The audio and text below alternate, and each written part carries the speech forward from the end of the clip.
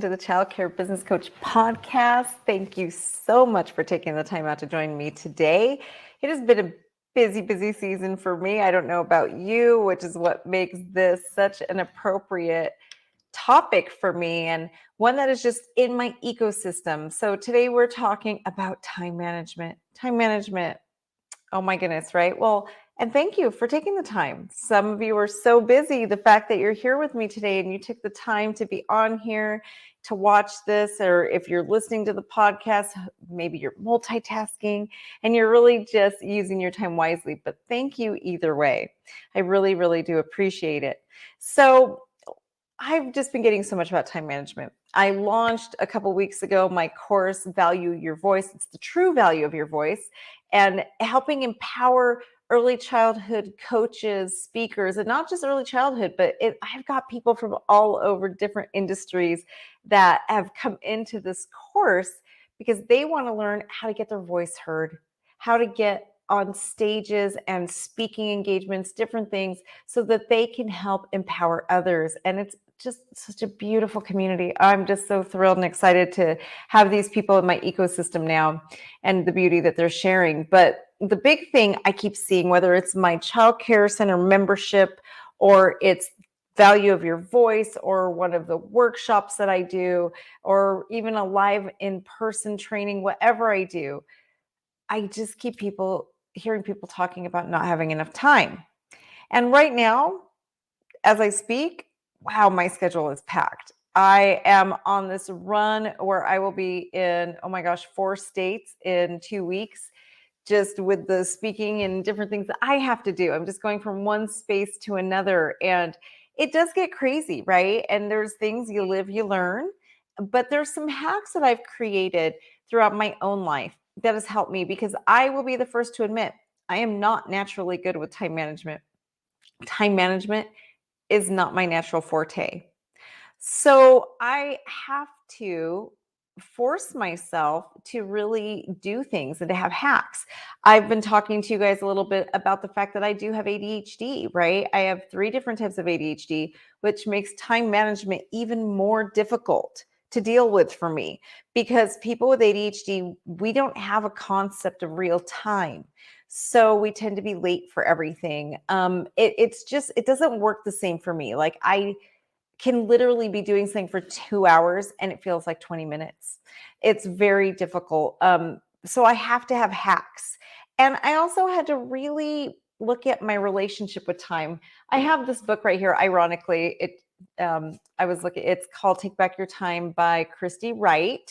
And it's a great book for anyone who has a bad relationship with time, right? Something I really encourage you guys to study. And I'm really, was your relationship, right? I'm really focusing a lot of next year on your relationship with money, your relationship with time. It's really a scarcity mindset thing, because a lot of times when we think we don't have enough time, we don't have enough money, we don't have enough resources, that is a scarcity issue. And so time is one of those big things that we feel like we have scarcity on. I didn't realize that I had such a bad relationship with time until gosh, it was not even that long ago. Now I've had hacks to manage my time for years, but I realized that I have major scarcity time issues that really probably came about after my husband died, because it really made me question mortality. And I realized that the one thing in life that we cannot make more of, there is plenty of money out there. We can always get more. And just because I have money doesn't mean it's taking from someone else, right? Things like that. There's plenty of, like, for me as a child care center owner, there's many children out there. There's plenty for me to enroll. But time, there's a finite amount of time. And when it's gone forever. I can go spend money and I'll make money back. It always comes back. It's like a river that flows, right? Sometimes the banks are really full. Sometimes you're in a drought season, but it always flows and it always comes back. But time is a little bit different. And so I realized that I do have time scarcity issues. Just this year, probably early this year, I realized, like, wow, I can time bend and I can hack time, and I've got all these things to make more useful I can't talk right now, sorry, but to make my time more useful, all of those things. But what I didn't realize is that part of that comes from a place of absolute scarcity because I'm always feeling like that there's not enough time. And then what that does to me is I don't always prioritize correctly. It gives me a misperception of what I should be prioritizing. And with that misperception, I'll prioritize the wrong things because I'm thinking about it wrong, right? Because I have not had the best relationship with time. Now, it has made it though, so that I am very good at when I need to manage and crunch, I can manage and crunch. I've got hacks like nobody else's business. But the number one hack that I have found that has created so much time for me and has really taken tasks that used to take me 8 hours a day to do and crunch those tasks into maybe a 2-hour task instead is respecting my time. For the longest time, I did not show myself the respect that I would show somebody else. If I make a doctor's appointment, I'm going to put it in my calendar. I even block out drive time. Okay. So, like for my calendar, I will put like doctor's appointment, right? And depending on how long it takes me, I block in my calendar how long is it going to take me to drive there? How long is it going to take me after? So I'm so meticulous about like when I have to show up for somebody else, I'm going to block the time. I'm going to protect that time, right? I just protect it really good for those other people. So then I would have a very important task. Like right now, I have a book deal in the works and I have to write. I have to write. So I'll go in my calendar and I actually have my assistant do it for me, block the period of time where this is book time, protected book time, right? But if somebody calls me and says, "Hey, Evelyn, we really need your help with this. Do you mind jumping on Zoom? Or can you come down to the center?" Or my son might, "Hey, mom, come sit and talk with me." I'll look at it and say, it's only for me. And I'm like, yep, I'm not doing anything. And I'll drop what I need to get done for me. So then what happens by the end of the week? By the end of the week, I have piles of things that I did not complete because I did not prioritize the time I needed for me. And really, what that comes down to is a lack of self respect. I am not showing myself the respect I would show you if you and I had an appointment, right? I'm making an appointment with myself, and I need to treat those appointments with myself no differently than if I had an appointment with you. I need to treat myself with the same courtesy that I treat anybody else, and so do you. When I came to that realization, it changed my narrative on time. It really did. It changed so much. And it can for you too.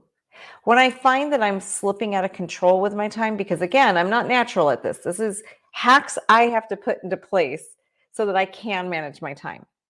When I find that I start slipping on these good habits, I start noticing that is usually the number one thing I'm not doing. I'm not showing myself respect. I'm not respecting my time. I'm not prioritizing correctly. And I end up exhausted and overworked. It would amaze you what it does to a person to start and stop, to try and multitask. It wastes so much time. On average, every single task that you try to either multitask or you're starting and stopping, every time you do that, it costs you an extra 45 minutes. Think about that. How many times a day do we do that? It's insane when you think about it. I'm willing to bet you do it 10 times a day. And by the end of the day, you're probably losing 5-6 hours a day on things like multitasking. But we don't realize it, we don't see it because we're not calculating the time it takes us to get our brain back in gear, right? To find our place on the spot that we were missing on, or just to like squeeze us in here and there and all the things. It is crazy. I teach this concept for my clients on time management, and I just got done doing a training on time management about how to protect your time with what I call fire time. And I schedule fire time in my schedule, and basically I call it fire time because unless the building is burning down, you better leave me alone, right? Literally why we call it fire time. And so when I have my fire time and I first started doing this, it would take I would block off like 3 or 4 hours to do the work I thought was going to take me 3 or 4 hours to do. It turned out that all I really needed was 90 minutes a day. Literally, tasks that used to take me all day long took me 90 minutes. When I shut my office door, I put my phone on Do Not Disturb, and I said, nobody's allowed to bother me. Now, this is something we literally had to train our staff through a staff meeting. This is something I sat down with my family when I first started this. My children were smaller, my husband was still around, and I had to train them. Mommy gets fire time. And fire time means that unless the house is burning down, this is my time. And I used to do this very early in the morning. I would get up about an hour and a half before everybody else. But specifically, my son Ronan, he would wake up and he would just know. Oh, look, it's not 6:30 a.m. yet. That means it's mommy's time. Mommy's closed. We used to joke, mommy's closed until 6:30 a.m. And he would just quietly go do something else because he knew that was the time I needed for me. I have done other lives on the importance of a morning routine. A morning routine can change your life. I kid you not. Getting up a half an hour even earlier, just to center your brain, it literally sets the stage for your entire day, which is why it was important for me as a young mom at the time to really just even put those boundaries with my own children at the time, right? And this was when they were a little bit older. Like I think my youngest was probably 8 or 9 at the time. But it's so vitally important. It is so important. And I know it's like, oh, but I need the sleep. Yes, you do. But I cannot stress to you how much you need that alone time too. And training your family also trains your children, your spouse, your staff, whoever is in your world to have healthy boundaries. Having healthy boundaries is a good thing. And taking the time for you, showing yourself that amount of respect, it teaches the world that they have to respect you too. And for those of you moms out there, it will teach your children that it's okay for them to stand up for themselves and that they should have healthy boundaries as well. Remember, we are modeling everything for them, right? And when they see you modeling healthy behavior, they will grow up to model healthy behavior. I think we get a lot of mom guilt, don't we? I know at the time I used to. But it really is empowering and so incredibly helpful for each of us to really stand and empower, have those healthy boundaries, show ourselves self-respect. Because remember, we train people how to treat us. And if you're not showing your self-respect, then the people in your world probably aren't either. So get a hold of your time. The other thing that I do is I do a lot of annual planning now. Annual planning has become a game changer for me in my life. Basically, what we do is I lay out what do I want for next year. I do something that's called reverse engineering. I know what my 10-year goal is, right? I set up a 10-year goal and then I look at it and say, okay, how am I going to achieve this in 10 years? What do I need to do in the next 5 years? Then I look every year, this time of year, I'm actually getting ready to host my training on this. I say to myself, what do I need to do this year to get to my 5-year goal that's going to get me to my 10-year goal? And then every quarter, I reverse engineer that. What do I need to do this quarter that's going to get me to this annual goal? And then once a month, I go through and I say, okay, what do I need to accomplish this month in order to get to my goal?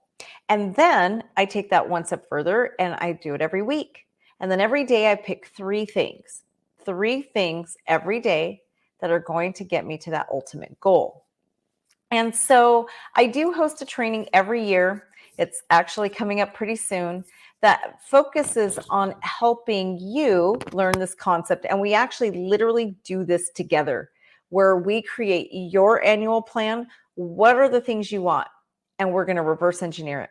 We also will create if you're a childcare center owner, I will teach you how to create your childcare center's annual calendar so that you can really just streamline and not have so much stress. You guys, Whether you're a childcare center owner, whatever it is that you do, if you create an annual calendar for yourself, I cannot even begin to tell you the amount of stress and anxiety it will lessen in your life.